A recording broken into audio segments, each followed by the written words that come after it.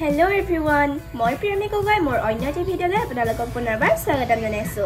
আজি মই আপোনালোকৰ মাজলৈ লৈ আহিছো আমাৰ জাতীয় পতাকাখনৰ সোঁমাজত থকা অশোক চক্ৰটোৰ 24ডাল দণ্ডৰ অৰ্থসমূহ। আৰু আপোনালোকে যদি ভিডিঅ'টো চাই ভাল পায় তেন্তে লাইক, কমেন্ট আৰু শ্বেয়াৰ কৰিবলৈ নাপাহৰিব। আৰু আপোনালোকে যদি মোৰ নতুন ভিডিঅ'বোৰ পাবলৈ মোৰ চেনেলটো এতিয়াও সাবস্ক্ৰাইব কৰা নাই তেন্তে সাবস্ক্ৰাইব কৰি দিব। বলক তেন্তে আমি এতিয়া ভিডিঅ'টো আৰম্ভ কৰো।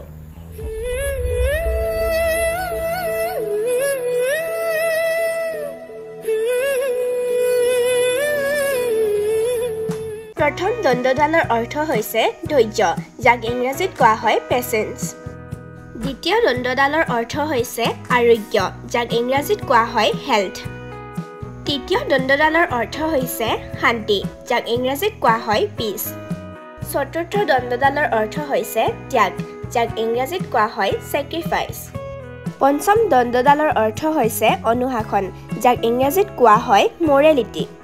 ষষ্ঠ দণ্ডডালৰ অৰ্থ হৈছে সেৱা, যাক ইংৰাজীত কোৱা হয় ছাৰ্ভিচ।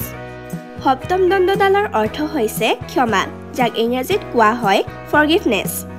অষ্টম দণ্ডডালৰ অৰ্থ হৈছে ভালপোৱা, যাক ইংৰাজীত কোৱা হয় লাভ। নৱম দণ্ডডালৰ অৰ্থ হৈছে মৈত্ৰী, যাক ইংৰাজীত কোৱা হয় ফ্ৰেটাৰ্নিটি। দশম দণ্ডডালৰ অৰ্থ হৈছে বন্ধুত্ব, যাক ইংৰাজীত কোৱা হয় ফ্ৰেণ্ডশ্বিপ।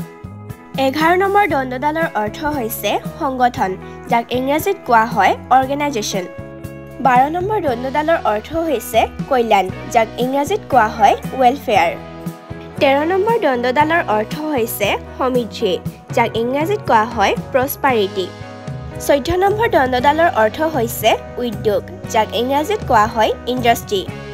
15 নম্বৰ দণ্ডডালৰ অৰ্থ হৈছে সুৰক্ষা, যাক ইংৰাজীত কোৱা হয় ছেফটি।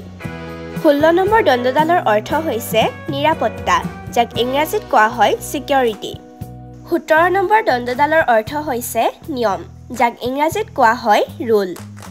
18 নম্বৰ দণ্ডডালৰ অৰ্থ হৈছে সমতা, যাক ইংৰাজীত কোৱা হয় ইকুৱেলিটি। 19 নম্বৰ দণ্ডডালৰ অৰ্থ হৈছে অৰ্থ, যাক ইংৰাজীতো অৰ্থ বুলিয়ে কোৱা হয়।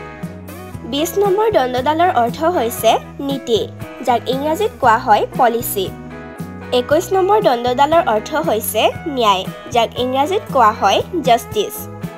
22 নম্বৰ দণ্ডডালৰ অৰ্থ হৈছে সহকাৰ্য, যাক ইংৰাজীত কোৱা হয় কোঅপাৰেশ্যন। 23 নম্বৰ দণ্ডডালৰ অৰ্থ হৈছে কৰ্তব্য, যাক ইংৰাজীত কোৱা হয় ডিউটিজ।